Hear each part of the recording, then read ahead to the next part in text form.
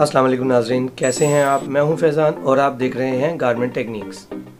आज का मौजू है कॉम्पिटेंसी ऑफ एम्प्लॉयज़। कॉम्पिटेंसी होती क्या है और उसका मकसद क्या है, आज हम इस वीडियो में वो डिस्कस करेंगे।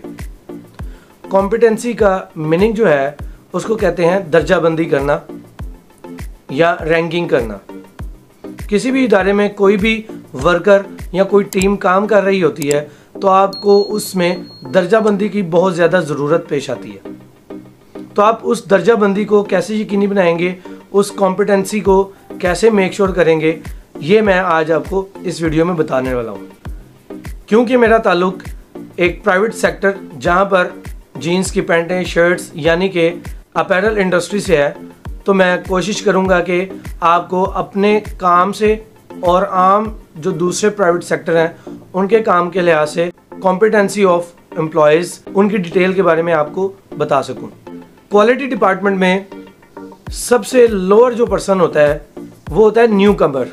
कहीं पे भी, चाहे वो क्वालिटी चेकर हो या यानी क्वालिटी डिपार्टमेंट हो या वो प्रोडक्शन डिपार्टमेंट हो, चाहे वो किसी बेकरी में काम करने वाला हो, चाहे वो किसी क्लिनिक पे काम करने वाला हो, तो वहाँ पर भी कॉम्पिटेंसी दर्जाबंदी की जा सकती है।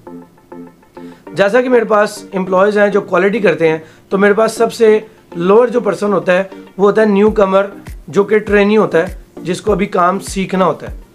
उसकी हायरिंग होती है, वो जॉब करता है और वो काम सीखता रहता है दूसरों के साथ खड़े होकर।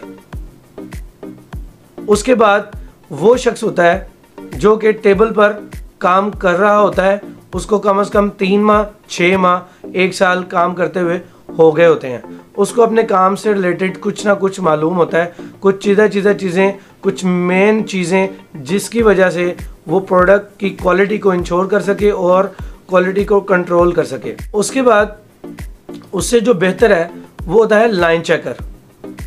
लाइन चेकर्स में भी कॉम्पिटेंसी आप जज कर सकते हैं, लेकिन हम अगर नीचे से न्यू कमर, टेबल चेकर, उसके बाद अगर लाइन चेकर पे आए तो लाइन चेकर का जो रैंक है वो टेबल चेकर से ऊपर है। यानी लाइन चेकर जो है वो लाइन में बहुत अच्छा काम कर सकता है और वो टेबल पर जाने से पहले चीज़ों को बेहतर कर सकता है और लाइनों में कंट्रोल करवा सकता है, प्रॉब्लम्स को, और उसका हल तलाश कर सकता है। और उससे भी ऊपर एक रैंक आता है, वो आता है सुपरविजन का। सुपरवाइजर्स में भी सीनियर और जूनियर सुपरवाइजर्स होते हैं, लेकिन क्योंकि हम दर्जाबंदी की बात कर रहे हैं तो हम जस्ट एक डेजिग्नेशन पे ही बात करेंगे। तो सुपरवाइजर जो है वो लीड कर रहा होता है अपने पूरी जूनियर टीम को, यानी कि उसके अंडर न्यू कमर, टेबल चेकर, लाइन चेकर होते हैं और वो उनसे काम लेता है और जो भी स्पेसिफिकेशंस होती हैं, वर्कमैनशिप होती है, उसके मुताबिक। इसी तरह से मैं दूसरी मिसाल दूंगा कि एक बेकरी में काम करने वाला शख्स है जो नया आया है, वो भी साथ में काम खड़ा होकर सीखेगा और जो पहले से 2-3 माह हो गए हैं वो चीज़ों की अवेलेबिलिटी को जानता होगा, वो प्रोडक्ट की क्वालिटी को जानता होगा, वो कस्टमर के इंटरेस्ट को जानता होगा, तो उसे पता होगा कि कौन सी चीज़ कहाँ पड़ी है और कौन सी चीज़ कितने की है। इसी तरीके से अगर मेडिकल स्टोर की बात करें, एक शख्स न्यू है जिसको भी ट्रेनिंग की ज़रूरत है और वो क्या करता है कि अपने सीनियर के साथ खड़े होकर तो चीज़ों को ऑब्जर्व करता है और वो कोशिश करता है कि आगे बढ़ने की, काम सीखने की और उसके साथ और अपने सीनियर्स को फॉलो करते हुए खुद को अपग्रेड करने की। और इससे बेहतर जो होता है वो कौन होता है, जो 3 माह, 6 माह या 1 साल वो ऑलरेडी उस क्लिनिक में काम कर रहा हो, उसको मेडिसिन के फार्मूलाज का या अल्टरनेटिव का पता होगा, उसको मेडिसिन की अवेलेबिलिटी का पता होगा।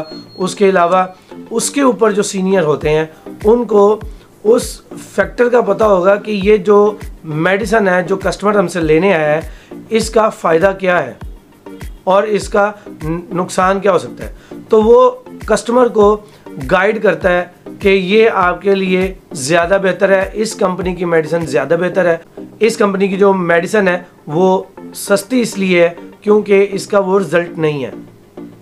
तो इससे क्या साबित होता है, दर्जाबंदी या कॉम्पिटेंसी जिसे हम कहते हैं उसका तयन करना बहुत ज़रूरी है, ताकि आप अपनी टीम से बेहतर काम ले सकें। तो मैं अपने मुतल्लिका डिपार्टमेंट में वापस आता हूँ और मैं उसके मुतालिक आपको बताता हूँ। तो इनमें से दर्जाबंदी में सबसे पहला नंबर आता है सुपरवाइज़र का, उसके बाद नंबर आता है लाइन चेकर का, और उसके बाद नंबर आता है टेबल चेकर का, और आखिर में नंबर आता है न्यू कमर का, जो कि अभी काम करने आया है, सीखने आया है, ट्रेनिंग का।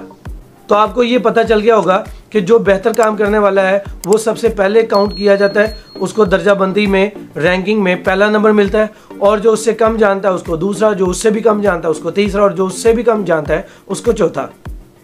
तो इस वीडियो में मैं वाज़ेह कर चुका हूँ आपके लिए कि कॉम्पिटेंसी ऑफ एम्प्लॉय वो कहीं पे भी हो सकते हैं। तो उसकी तारीफ क्या है, डेफिनेशन क्या है, उसकी तफसील क्या है। उम्मीद करता हूँ मेरी आज की इस वीडियो से आपको कुछ नया सीखने को मिला होगा। अगर आपको ये वीडियो अच्छी लगी, इसको लाइक करें, शेयर करें और इस चैनल को सब्सक्राइब करें ताकि आप तक न्यू वीडियोस आती रहें। मुझे दीजिए इजाज़त, मैं हूँ फैज़ान। अस्सलाम वालेकुम।